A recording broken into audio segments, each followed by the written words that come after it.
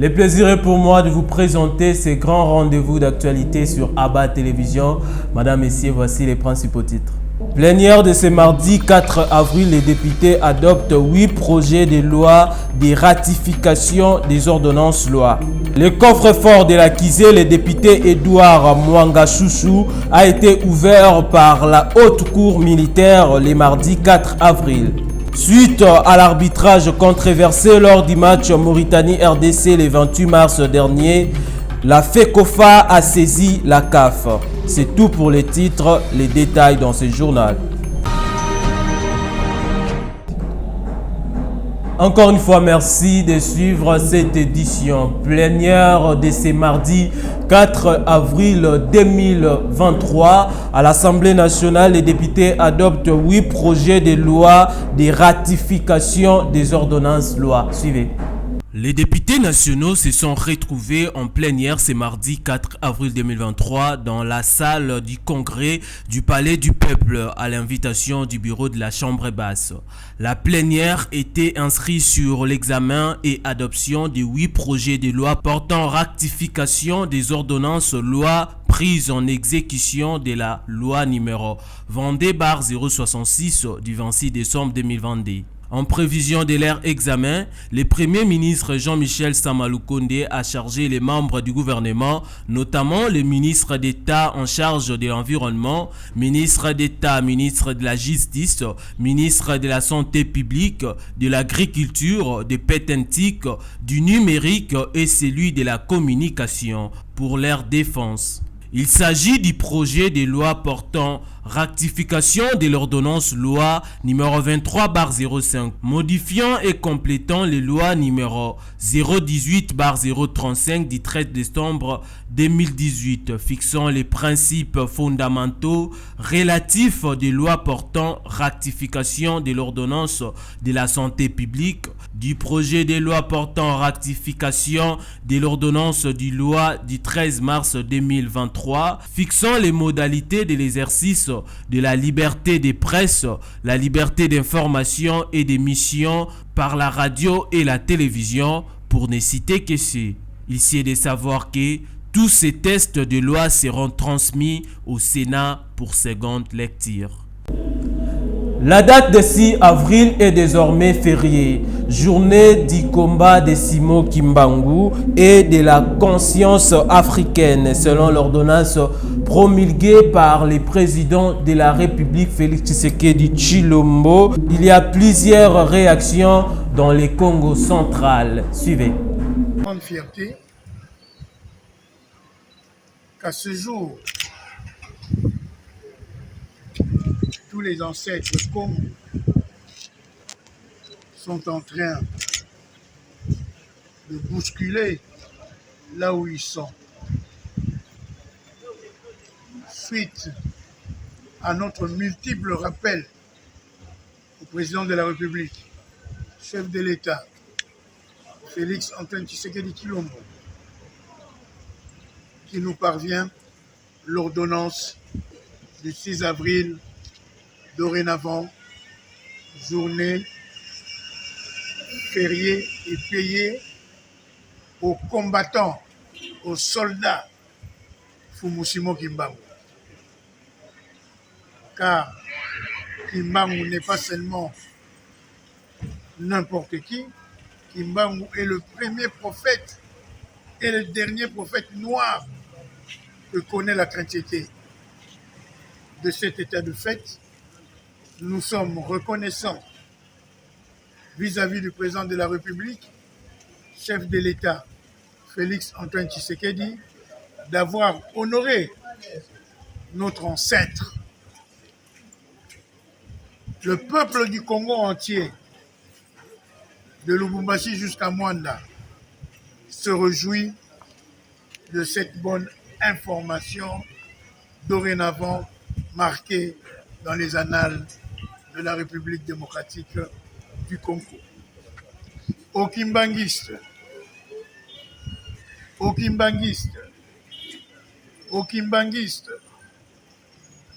nous vous avons dit, nous allons harceler, nous allons chauffer, nous allons pousser pour que cette journée soit reconnue.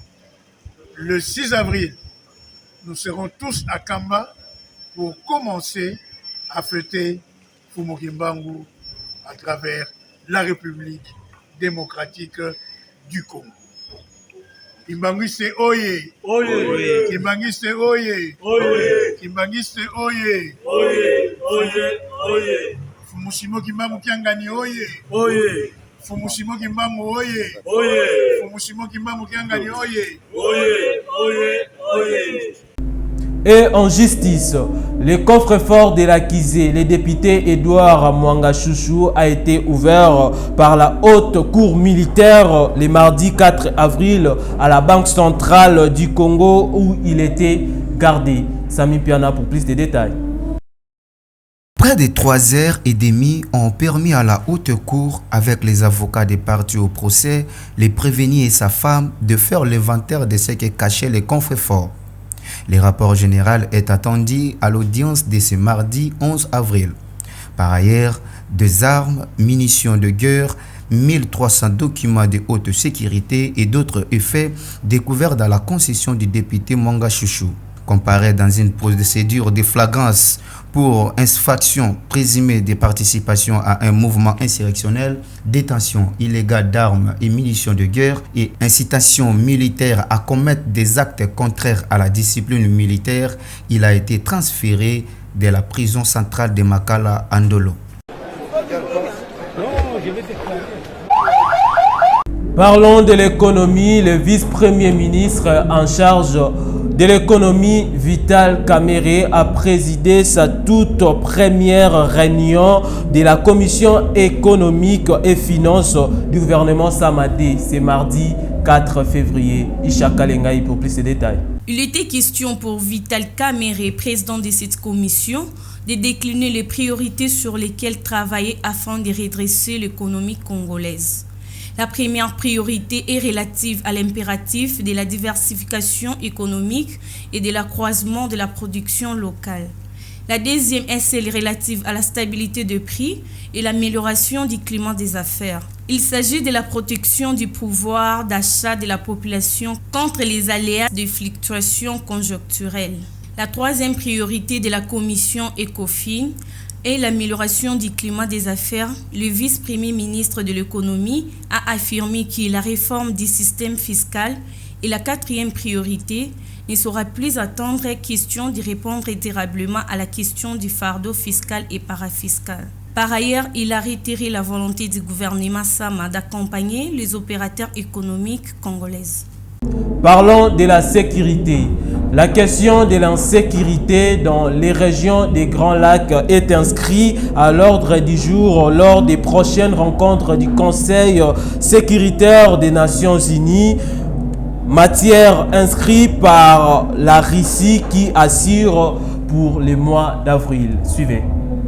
Dans les grands lacs africains, la situation est marquée notamment par l'agression rwandaise en République démocratique du Congo. La Russie qui réaffirme sa détermination à œuvrer pour la paix et la stabilité dans cette partie de l'Afrique a programmé ses dossiers dans l'agenda du Conseil de sécurité en avril. Au cours de cette réunion, l'envoyé spécial du secrétaire général de l'ONU pour la région des Grands Lacs, Wang Tia, devrait présenter l'exposé semestriel sur la mise en œuvre de l'accord cadre pour la paix, la sécurité, la coopération de 2013 pour la République démocratique du Congo et la région selon les sources onusiennes. La question clé pour le Conseil de sécurité reste de savoir comment relever globalement les défis sécuritaires persistants auxquels sont confrontés la République démocratique du Congo et la région. À cet écart, les membres du Conseil de sécurité peuvent exprimer leurs préoccupations face à l'insécurité croissante dans l'Est de la République démocratique du Congo et réitèrent leur soutien aux efforts régionaux dans le cadre des processus de Nairobi et de Luanda. D'autres questions majeures est de savoir comment continuer à soutenir la mise en œuvre complète et efficace de l'accord cadre pour promouvoir la paix et la sécurité dans la région des Grands Lacs. Une option possible est que les membres du Conseil adoptent une résolution marquant le 10e anniversaire de l'accord cadre et demandant au secrétaire général, dans le cadre de son prochain rapport semestriel, des recommandations concrètes à la suite des consultations avec les États signataires et les garants sur les façons dont l'accord cadre peut être revitalisé.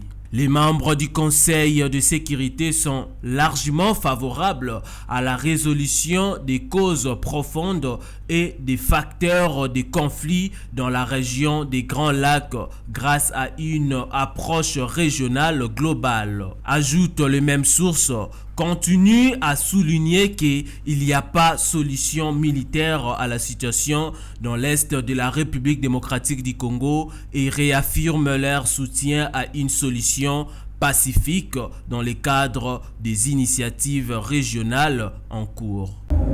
Pendant ce temps, dans le Nord Kivu, la société civile plaide pour une attaque contre les rebelles de M23. Selon le président de cette structure, c'est la force militaire qui doit être exercée sur les mouvements terroristes soutenus par les Rwandais pour les contraindre à respecter les différents accords signés. Suivez. Comme vous le constaterez, jusqu'à aujourd'hui, ces M23 sont toujours dans certaines zones. Et au contraire, ils continuent à élargir même leurs zones d'occupation parce que pas plus tard qu'hier, avant-hier, il y avait des affrontements dans les Massissi, plus précisément dans la chefferie de Bachal, vers Kashuga, voire même dans les Rutshuru, dans le groupement Bukombo, où il y avait des affrontements des terroristes du M23 avec leurs alliés RDF. Et là, nous sommes en train de dire que c'est une distraction pure et simple. Et raison pour laquelle nous sommes en train d'alerter encore une fois, d'appeler d'abord le gouvernement congolais de prendre ses responsabilités. Je crois que le gouvernement ne doit pas rester naïf jusqu'à croire que le M23 va respecter les accords qu'ils sont en train de signer parce que même en 2012-2013, le M23 n'avait respecté aucun accord, raison pour laquelle ils étaient de fait militairement. Même aujourd'hui, je crois que le M23, ils doivent être traqués militairement. À part ça, nous comme population du Nord Kivu, on ne croit plus aux accords que le M23 peut signer parce qu'il n'a jamais respecté les accords.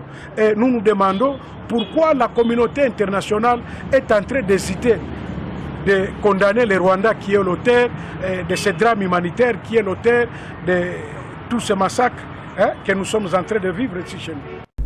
Parlons de la société. Hausse des prix des produits des denrées alimentaires dans la ville-province de Kinshasa. Sur les marchés congolais, 1 kg de poisson chanchard communément appelé piodi se négocie à 8 000 francs congolais, un sac de semoule à 50 000 francs. Les vendeurs et acheteurs se plaignent.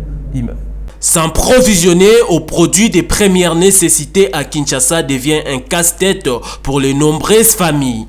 Au marché de Gambela, dans la commune de Kasavubu par exemple, les prix ont explosé, c'est la suite à la situation des taux d'échange. Constaté sur les marchés, 1 kg de viande de bœuf coûte 24 000 francs congolais et pourtant il y a de cela quelques mois revenait à 12 000 francs congolais. La cherté du produit a mis en difficulté la clientèle. Aujourd'hui, le moment de jouer la viande, vraiment c'est trop cher. Manquement de l'argent. Tantôt ceux qui travaillent, on ne paye pas bien, donc tout ça, ça compte. Poulet Wilkie poids 12 est devenu un luxe pour les Quinois. Les très populaires poissons chanchard, communément appelés piodi, allongent également la liste des produits qui ont pris l'ascenseur. 1 kilo passe de 8 000 à 16 000 francs congolais. Où allons-nous? Tout est cher, nous souffrons beaucoup.